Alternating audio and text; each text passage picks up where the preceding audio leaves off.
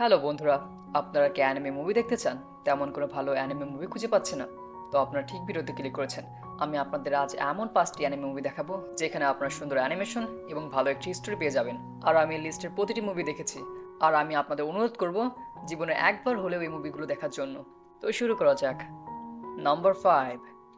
Number 5-এ থাকা anime মুভিটি হচ্ছে 5 সেন্টিমিটার পার সেকেন্ড। আর এই মুভিটি এসেছিল 2007 সালে। এই মুভিটির কাহিনী সম্পর্কে বলতে গেলে এখানে একটা ছেলের 3টা টাইমলাইন দেখানো হয়। এর প্রথম টাইমলাইনে দেখানো তার শৈশবের সময়, যে কিভাবে ওর সাথে একটি মেয়ে দেখা হয় এবং ওই মেয়ের সাথে কাহিনী চলতে থাকে, কিন্তু তখনই ওই মেয়েকে দূরে চলে যেতে হয় টোকিও ছেড়ে অন্য কোনো শহরে।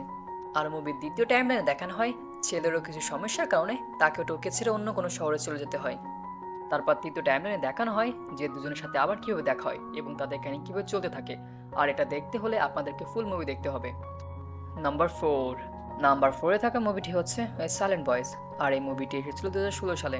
এই মুভির কাহিনী শুরু হয় একটি স্কুল থেকে, যেখানে একটি মেয়ে অ্যাডমিশন নেয়, কিন্তু মেয়েটা শুনতেও পারে না এবং বলতে পারে না। আর স্কুলের মধ্যে একটা ছেলে যে ওকে বুলি করতে থাকে এবং তার সাথে অনেক খারাপ ব্যবহার করতে থাকে, যার কোনো মেয়েটা কষ্ট পায় এবং সে স্কুল ছেড়ে দেয়। তারপর অনেক বছর হয়ে যাওয়ার পর তারা অনেক বড় হয়ে যায়, কিন্তু কিছু কারণবশত তাদের দুজনে আবার দেখা হয়। তারপর দুজনের কাহিনী কীভাবে আগে চলতে থাকে তা দেখার জন্য আপনাদের একটি মুভি সম্পূর্ণ দেখতে হবে। নাম্বার 3। নাম্বার 3-তে থাকা মুভিটি হচ্ছে সুজুমিনো তোজিমারি। এই মুভিটি এসেছিল 2022 সালে। এই মুভির শুরুতে দেখানো হয় একটি মেয়ে যে সাইকেল চালিয়ে স্কুল যাচ্ছিল, তখনই তার সাথে একজন মিস্ট্রেস লোকের দেখা হয়। তখন জানা যায় যে এই লোকটি পুরো পৃথিবী ঘুরে বেড়ায় কিছু মিস্ট্রেস দরজা বন্ধ করার জন্য। আর যদি দরজাগুলো সঠিক সময় বন্ধ না করা যায় তো পৃথিবীর এক এক স্থানে অনেক বড় ভূমিকম্প হবে, যার কারণে পুরো পৃথিবী ধ্বংস হয়ে যাবে। আর এই দরজাগুলো বন্ধ করতে যেয়ে মিস্ট্রেস লোকটি একটি চেয়ারে পরিণত হয়। তারপর মেয়েটি রাজি হয়ে যায় তাকে সাহায্য করার জন্য। আর কিভাবে সে তাকে সাহায্য করে তা দেখতে হলে আপনাদেরকে ফুল মুভি দেখতে হবে। নাম্বার 2। নাম্বার 2-এ থাকে অ্যানিমে মুভিটি হচ্ছে I want to eat your pancreas. আর এই মুভিটি ছিল 2018 সালে। এই মুভির কাহিনীটি হচ্ছে একটি মেয়েকে নিয়ে যে অতি শীঘ্র মারা যাবে। তার কাছে অনেক কম সময় রয়েছে, তাই সে নিজের জীবনটাকে সুন্দরভাবে উপভোগ করতে চায়। একদিন তার সাথে একটা ছেলে দেখা হয়, সেই ছেলেটাকে তার অনেক ভালো লাগে এবং তার সাথে সে সময় কাটাতে থাকে।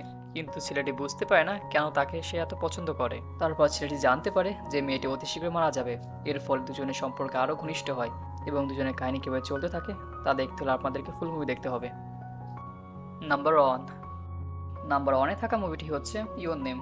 আর এই মুভিটি এসেছিল 2016 সালে। মুভির শুরুতে দেখানো হয় একদিন হঠাৎ করে তাকে এবং মিৎসুয়ার শরীর বদলে যায়। তো ওদের কাছে কোনো রাস্তা থাকে না, তাই ওদের জীবনে এভাবে চলতে থাকে। তো এরকম বারবার এবং অনেকবার হতে থাকে, তাই তাকে ডিসাইড করে যে ও মিৎসুর সাথে দেখা করবে। কিন্তু ওর গ্রামে যাওয়ার পর জানতে পারে যে ওর গ্রাম 3 বছর আগে ধ্বংস হয়ে গিয়েছে।